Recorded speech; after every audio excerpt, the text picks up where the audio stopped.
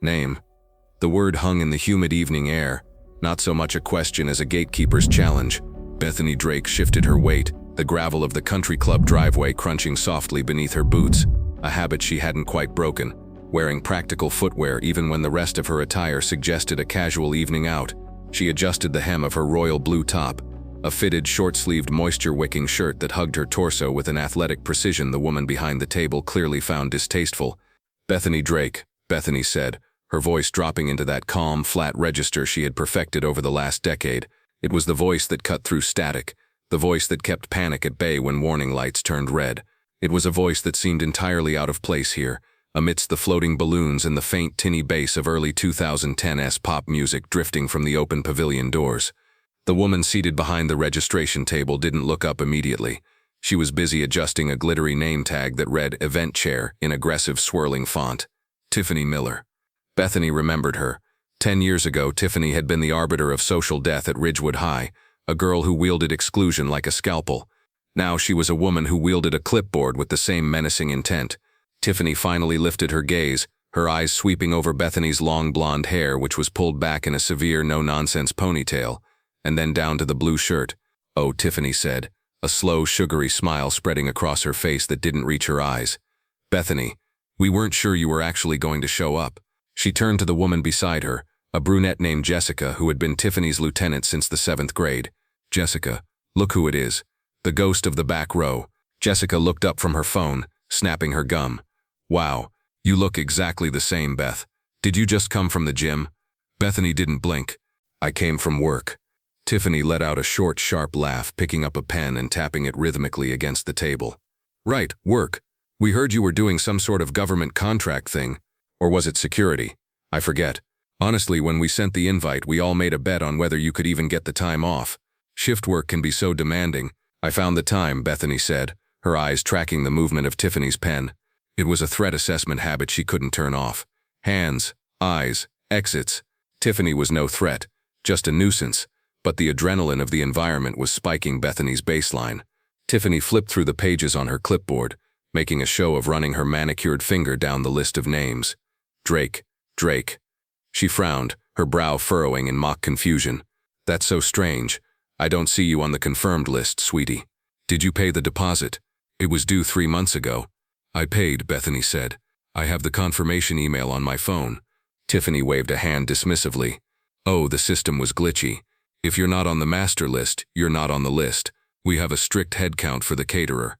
It's a sit-down dinner, very elegant, not really a grab-and-go situation." She gestured vaguely at Bethany's blue shirt, which might be for the best considering the dress code was cocktail chic. There were people walking past them now, former classmates in suits and cocktail dresses, casting curious glances at the scene. Bethany stood alone on the wrong side of the table, the subject of a public dressing down that felt engineered. And it was. The invitation had been persistent.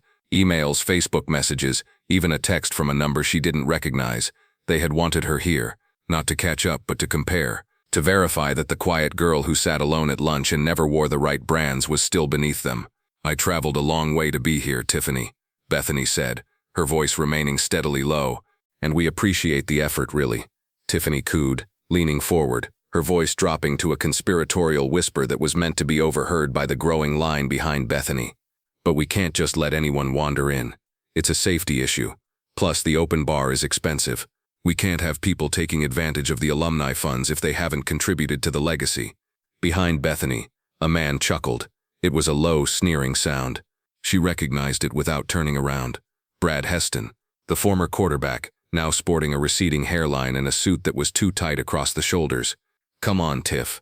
Let her in," Brad said, stepping up beside Bethany and looking her up and down with a predatory smirk. "If she didn't pay, she can work it off. Maybe help clear the plates? She looks like she's used to manual labor.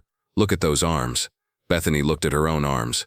They were defined, corded with muscle built from hauling gear bags, climbing maintenance stands, and wrestling flight controls under G-load. To Brad, they looked like labor. To her, they looked like survival. She felt the heat rising in her neck, not from embarrassment but from a profound, simmering irritation. This was the battlefield. This was the high ground these people had fought to hold for 10 years. It was pathetic, but it was also trapping her. She could feel the walls of their perception closing in, reducing her complex, high-stakes life into a caricature of failure just because she wasn't wearing satin. "I'm not clearing plates, Brad," Bethany said, finally turning to face him. "And I'm not asking for a favor. I paid my dues."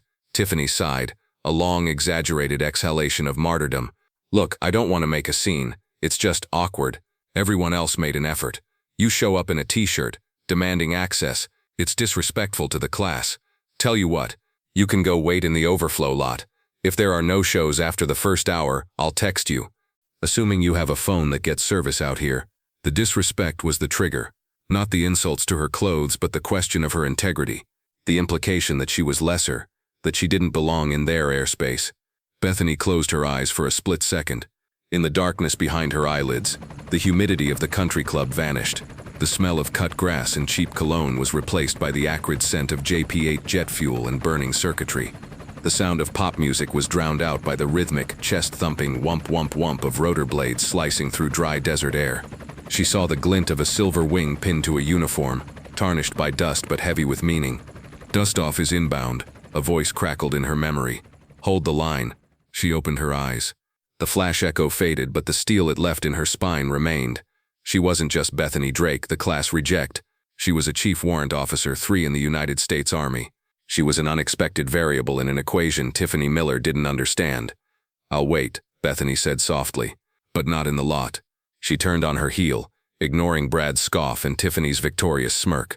She walked away from the pavilion, moving with a purposeful stride toward the edge of the manicured lawn where the golf course stretched out into the twilight. "Where are you going?" Jessica called out, her voice shrill. "The bathrooms are the other way." Bethany didn't answer. She reached into the pocket of her tactical cargo pants, the ones they had mistaken for cheap trousers, and pulled out a heavy-duty encrypted smartphone. It wasn't the cracked iPhone they expected. It was military-grade hardware. She dialed a number from memory. It wasn't a contact list scroll. It was a direct line. "Operations." A crisp voice answered after one ring. "This is Apache 6-4, Bethany said, her voice shifting instantly from the defensive tone of a bullied girl to the authoritative command of a pilot in charge. "Authentication Whiskey Tango Foxtrot 9er. Go ahead, 6-4. I'm at the LZ coordinates previously discussed for the extraction drill. The civilian timeline has shifted. I have hostile terrain at the entry point, requesting an expedited arrival for the transport element." There was a pause on the other end, followed by the sound of typing. "Copy that, 6-4. The flight of 2 was already spinning up for the transition. We can divert for a low approach and landing at your grid. ETA 6 mics. Is the LZ cold?" LZ is a golf course driving range. Clear of obstacles. Large gathering of civilians near the perimeter. Make it a show of force. Over. A chuckle came through the secure line. "Roger that, 6-4. Show of force authorized. Keep your head down. Out." Bethany slid the phone back into her pocket. She stood at the edge of the driving range, the lush green grass stretching out before her. Behind her, the party was getting louder. She could hear Tiffany recounting the interaction, her voice carrying over the crowd. "Can you believe she tried to crash? Like, honestly, I feel bad for her. It's sad, really. Some people just never launch." Bethany checked her watch. 6 minutes. She crossed her arms, feeling the fabric of the blue top stretch across her shoulders. They thought she hadn't launched. They thought she had stayed on the ground, stuck in the mud of their hometown, while they soared on the wings of sales commissions and leased luxury cars. They had no idea that while they were fighting for parking spots at the mall, she was fighting crosswinds in the Hindu Kush. They didn't know that while they were navigating office politics, she was navigating a $30 million attack helicopter through mountain passes at 200 miles per hour in pitch blackness. The injustice of it burned, but it was a cold burn. It was the fuel she used to focus. She watched the horizon, where the sun was dipping below the tree line, painting the sky in bruised purples and oranges. Back at the registration table, the line had thinned. Tiffany and Jessica were sipping champagne, congratulating themselves on maintaining the standards of the reunion. Brad was leaning against a pillar, holding court with a group of guys, gesturing with a beer bottle.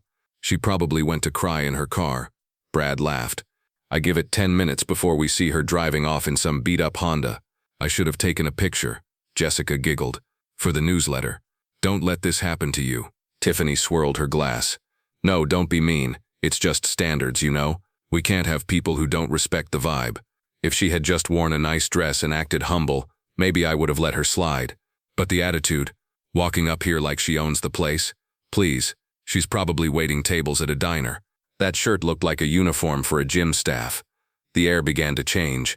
It started as a vibration in the ground, a subtle trembling that rattled the champagne flutes on the registration table. Tiffany frowned, putting a hand on the stack of name tags to steady them. "Is that the DJ?" she asked, looking toward the tent. "The bass is way too high." Brad looked puzzled. "That's not the DJ. That's outside." The vibration grew into a thrumming, a rhythmic beating that felt like it was pressing against their chests. The leaves on the decorative potted plants began to shake violently. The wind picked up, swirling dust and loose napkins across the perfectly set registration table. "What is happening?" Jessica shrieked, grabbing her hair to keep it from whipping across her face. "Is a storm coming?" Tiffany looked up. The sky was clear, but the noise was deafening now. It was a mechanical roar, a sound of churning power that drowned out the music, the chatter and the confusion. It was the sound of air being beaten into submission. From behind the tree line at the far end of the driving range, a dark shape rose. It was monstrous and angular, a silhouette of predatory geometry. Then a second shape rose beside it. Two AH-64E Apache Guardian helicopters broke the tree line. Their noses dipped aggressively forward. They weren't just flying, they were prowling. The sun caught the dull matte black of their fuselages, the massive chain guns tucked beneath the chins, and the hard points on the stub wings loaded with rocket pods. The reunion attendees screamed. People dropped their drinks. The wind from the rotor wash hit the pavilion like a physical blow, sending tablecloths flying and knocking over the sign that said Class of 2014. Tiffany cowered behind the table, her hands over her ears. Brad stumbled back, his beer bottle shattering on the concrete. They watched in terrified awe as the lead helicopter banked hard, circling the driving range with a terrifying grace, while the second one flared, its nose pitching up as it slowed to a hover just 50 yards from the stunned crowd. The sheer violence of the sound was overwhelming. The thwack, thwack, thwack of the blades was a physical pressure wave. The machine hung in the air, a dragon hovering over a gathering of mice. And there, standing perfectly still in the center of the storm, was Bethany Drake. She hadn't moved. The wind whipped her ponytail and rippled the blue fabric of her shirt, but she stood with her feet planted wide, her arms loose at her sides. She wasn't cowering. She was looking up at the metal beast with a look of recognition. The hovering Apache began to descend. The landing gear touched the manicured grass of the driving range, the wheels sinking slightly into the turf. The engines didn't shut down, but the rotors slowed just enough to allow approach. The canopy of the front seat, the co-pilot gunner's station, popped open. A figure in a flight suit climbed out, helmet visor down, moving with the efficient, jerky motions of someone working against rotor wash. The pilot jumped to the ground and jogged toward the perimeter where Bethany stood. He was carrying a helmet bag and a flight jacket. The crowd watched, paralyzed. This wasn't a police raid. This was something else. The pilot reached Bethany. He didn't yell at her to get down. He stopped, snapped to a rigid position of attention, and rendered a sharp, crisp salute. Bethany returned the salute, her motion practiced and effortless. The pilot handed her the flight jacket, a Nomex jacket covered in patches, and leaned in to speak. The crowd couldn't hear the words over the turbine whine, but they saw the body language. It was deference. It was respect. Bethany shrugged on the jacket. It was too big for her, clearly belonging to someone else, but she zipped it up. She turned then, looking back at the pavilion, back at Tiffany and Brad and the ruins of the check-in table. She began to walk back toward them, flanked by the pilot. The second Apache continued to circle overhead, providing a thunderous overwatch that made the very idea of a waitress or class reject seem laughably absurd. As Bethany approached the table, the pilot peeled off his helmet, revealing a young man with a lieutenant's bar on his shoulder. He looked at Tiffany, who was trembling, clutching her clipboard like a shield. "Ma'am," the lieutenant shouted over the noise, looking at Tiffany. "We apologize for the disruption. We're here to pick up Chief Drake. Her leave has been rescinded. We need her in the TOC." Tiffany stared, her mouth opening and closing like a fish. "Chief Drake." Bethany stopped in front of the table. She looked at the mess of spilled champagne and scattered name tags. She looked at Brad, who was pale and sweating. The lieutenant continued, his voice projecting with military volume. "Chief Warrant Officer Drake is our senior instructor pilot and the battalion's tactical lead. We have a situation that requires her specific expertise on the sensors. She's the only one certified for this flight profile." He turned to Bethany. "Chief, we have your gear in the back. We need to go. Now." Bethany nodded. She looked at Tiffany. The silence between them was filled with the screaming of the turbines. But the power dynamic had inverted so completely it was almost dizzying. "You asked for a name," Bethany said. her voice raised just enough to be heard, calm and cutting. "It's Chief Warrant Officer 3 Bethany Drake, United States Army Aviation. And you're right, Tiffany, I'm not on your list." She reached out and picked up a generic guest name tag that had blown onto the floor. She looked at it for a moment, then dropped it back onto the table. "I have my own credentials," she said. She turned to the lieutenant. "Let's go." "Wait." Brad stepped forward, his arrogance replaced by a desperate need to be part of the spectacle. You fly those? That's yours?" Bethany paused. She looked at the blue shirt peeking out from under the flight jacket, the tight top that Brad had mocked. "I don't just fly them, Brad," she said. "I command them. This shirt, it's not for the gym. It's fire retardant base layer, because when I go to work, the office tends to get hot." She turned and walked away, her boots steady on the grass. She walked toward the waiting helicopter, the wind blasting against her, welcoming her back. She climbed up the side of the aircraft, finding the footholds with muscle memory, and swung herself into the front seat. The canopy closed. The engines roared as they spooled back up to full power. The Apache lifted off, nose dipping, and banked hard away from the country club, the second helicopter falling into formation on her wing. They left behind a silence that was heavier than the noise had been. Tiffany stood amidst the wreckage of her event. The balloons were gone. The tablecloths were soiled. The guests were no longer looking at her with admiration for organizing a party.